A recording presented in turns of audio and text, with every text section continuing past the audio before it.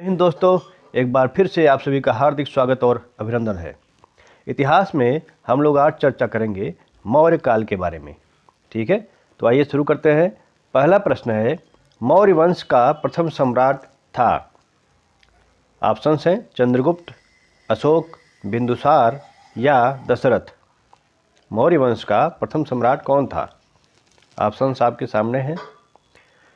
इसका उत्तर देखेंगे ए, यानी कि चंद्रगुप्त मौर्य मौर्य वंश का प्रथम सम्राट था। उत्तरापथ द्वारा कौन से दो नगर जुड़े थे? उत्तरापथ मार्ग द्वारा कौन से दो नगर जुड़े थे?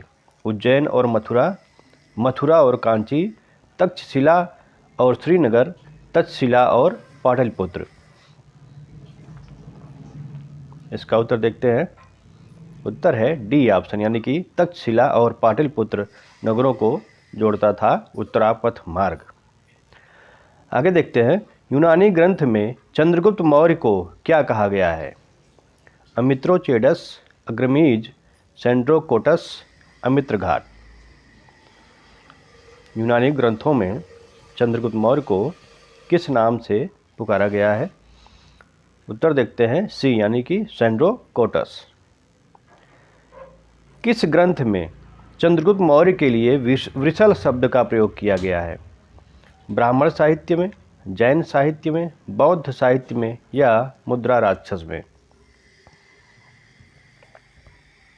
इसका उत्तर देखते हैं डी ऑप्शन, यानी कि मुद्रा राक्षस में। राजदूत डायोनिसियस किसके दरबार में आया था? चंद्रगुप्त मौर्य, बिंदुसार, अशोक या दशरथ? उत्तर है इसका बी ऑप्शन, यानी कि बिंदुसार के दरबार में आया था। अशोक के अभिलेखों को पढ़ने का श्रेय सर्वप्रथम किसे प्राप्त है?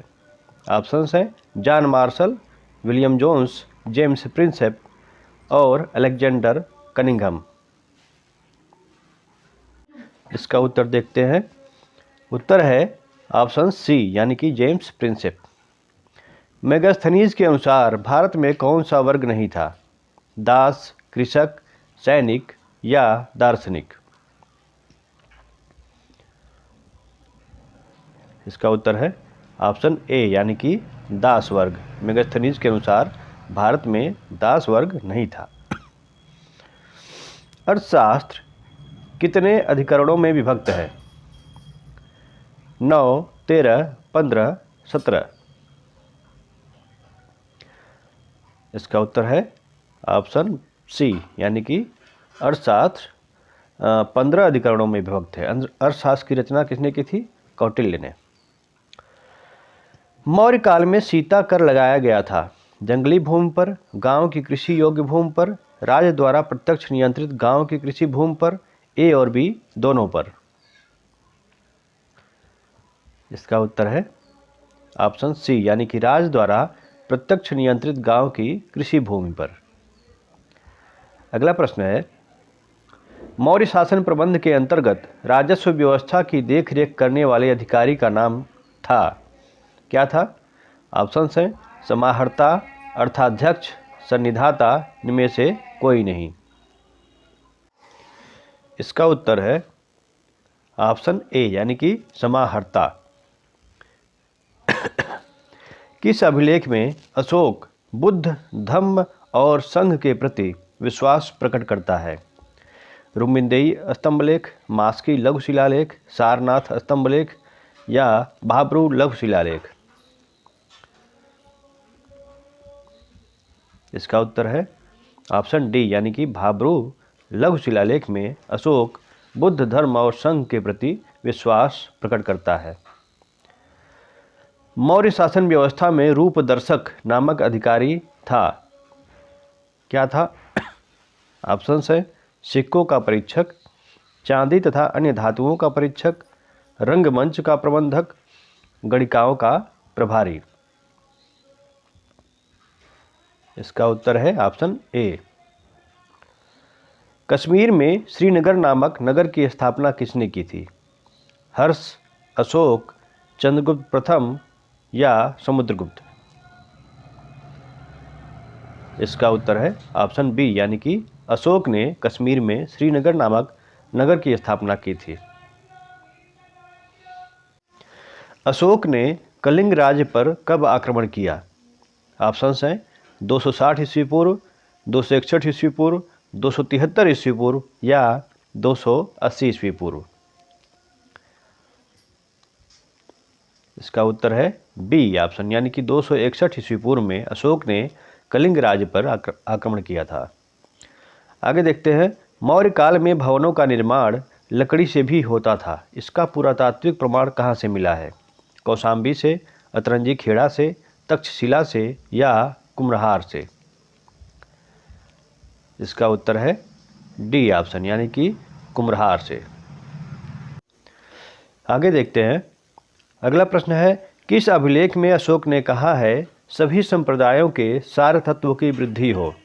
ऑप्शंस हैं 10वां शिलालेख, 6ठा शिलालेख, 12वां शिलालेख या 5वां शिलालेख। सभी संप्रदायों के सारतत्व की वृद्धि से संबंधित बात अशोक ने किस अभिलेख में किया है? इसका उत्तर है सी, यानी कि 12वां शिलालेख में। आगे देखते हैं, किस अभिलेख में अशोक 4 संप्रदायों संघ, ब्राह्मण, आजीवक और निगंध का उल्लेख करता है? शिला प्रज्ञापन 12, शिला प्रज्ञापन 13, स्तंभ प्रज्ञापन 1 और स्तंभ प्रज्ञापन 7, यानी कि 7।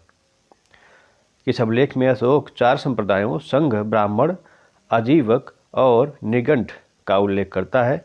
इसका उत्तर देखते हैं डी ऑप्शन, यानी कि स्तंभ प्रज्ञापक 7 में।